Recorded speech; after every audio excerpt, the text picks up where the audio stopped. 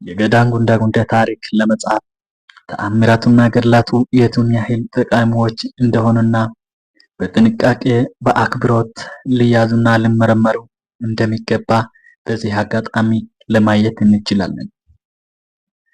ስለ ታሪክ ምንጭነታቸው ከዚህ ይበልጥ ለማወቅና ለመጻፍ የፈለገን በገዳም ጉንዳጉንዴ ያሉት የጥንት ብራና መጻሕፍት ማንበብ ይችላል። ገዳም ጉንዳጉንዴም በ14ኛው ምዕተ ዓመት የተመሰረተ ገዳም ነው። ገዳም ጉንዳጉንዴ ምስራቅ ዞን በኢሮብ ወረዳ ካስዋ በምትባል ልዩ ስፍራ ይገኛል። የገዳም ጉንዳጉንዴና የቅዱሳን አባቶች እውነተኛ ታሪክ የጻፉ አብዛኛቸው የውጭ አገር ሊቃውንቶች ነበሩ። ለምሳሌ ከቅርብ ጊዜና አብዛኛውን ጊዜ በሚጠቀሱት ሊጀምርና የመጀመሪያው ድርሰት ዲልማን በ1884 ስለ አጼ ዘርዓ ያዕቆብ አገዛዝና ስለ አቋቋሙ የቤተ ክርስቲያን ስርዓት በጀርመንኛ ያሳተመው ጥናት ነው። ጥናቱ ስለ ደቂቀ እስጢፋኖስ ሰፋ ያለ ትችት አለበት።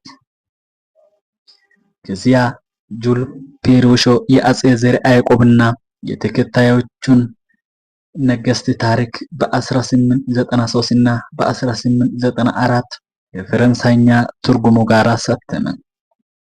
እነዚህ ታሪክ ነገስት ደቂቀ እስጢፋኖስን የሚመለከቱ ክፍሎች አሉባቸው። ቀጥሎ ኮንትሮሲኒ የአባ አበክረዙን ገድል በ1910 ከላቲንኛ ትርጉሙ ጋር አሳተመ።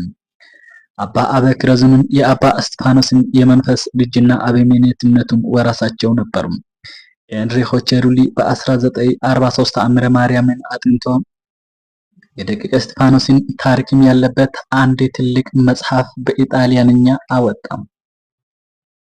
አንቶኒዮ ሞርዲኒ ጉንዳጉንዴ ላይ ያለውን የእስጢፋኖሳውያን ገዳም ወይም ደብረ ገርዚን ጎብኝቶ ሲመጣ በ1953 ስለ ጉብኝቱ ሰፋ ያለ ሁሉ ጊዜ የሚጠቀስ ዘገባ በኢጣሊያንኛ አሳተመ። በ1961 አንድሬ ካኩ የአቡነ ኢዝራን ገድል ከፈረንሳይኛ ትርጉሙ ጋር አሳተመ። አቡነ ኢዝራም የአባ እስጢፋኖስ ተከታይና የአንዱ ገዳማቸው አበምኔት ነበሩ። ኩርትቬንት በ1962 እና በ1963 አከታትሎ ከጀርመንኛ ትርጉሙ ጋር ያሳተማቸው የአጼ ዘርዓ ያዕቆብ መጽሐፍ ምላድና መጽሐፍ ሥላሴ፣ ከዚያ ኮንትሮሲኒና ላምትራን ክሪቺ በ1964 እና 65 ከኢጣሊያንኛ ትርጉማቸው ጋር ያሳተሙት የዚሁ ንጉስ መጽሐፈ ብርሃን ደቂቀ እስጢፋኖስን የሚያወግዙት አንቀጾች አሉባቸው። ታደሰ ታምራትና ሮቤር ቤሎ ገድለ እስጢፋኖስና ሌሎችን ገድሎች አጥንቶ ታደሰ ታምራት 1966 በእንግሊዝኛ ስለ ንዑስ ተአምር ጠቅላላ ታሪክ፣ ቤሎ በ1970 በፈረንሳይኛ ስለ እምነታቸው አንዳንድ ድርሰቶች አሳትመዋል። ከነሱ ቀጥሎ 1976 አሌክሳንደር ፍሬንች ገድለ አቡነ ኢሳያስን ከፈረንሳይኛ ትርጉሙ ጋር አሳተመ። ከሞርዲኒ ዘገባ ያወቅናቸው እስካሁን ገና ያልታተሙ ብዙ እስጢፋኖሳውያን ገድሎች አሉ።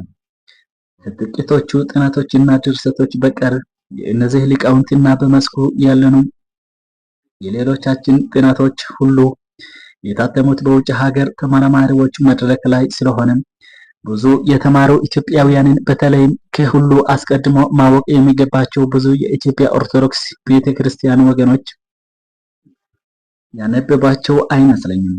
ግን አንድ ህዝብ ስለራሱ የሚባለውን ፒያንስ የነቃፊዎቹንና የአድናቂዎቹን ያህል ካላወቀ ጉዳቱ ጥቂት አይሆንም። ቤትን ከአፍራሾች ለማስጣል የሚቻለው ነቅቶ በመጠበቅና ማፍረሻቸውን በመንጠቅ ነው። አንድ ህዝብ ነቃፊዎቹን ማሳፈር በራሱ አባቶች ሐሳብ መጠቀም ራሱንም ማረም የሚችለው ሐሳብ አፍላቂዎችና ለእምነታቸው የሚሞቱ የሚያኮሩ አባቶች እንደነበሩትና አሁንም እንዳሉት ሲያውቅና ሲያዳምጥ ነው።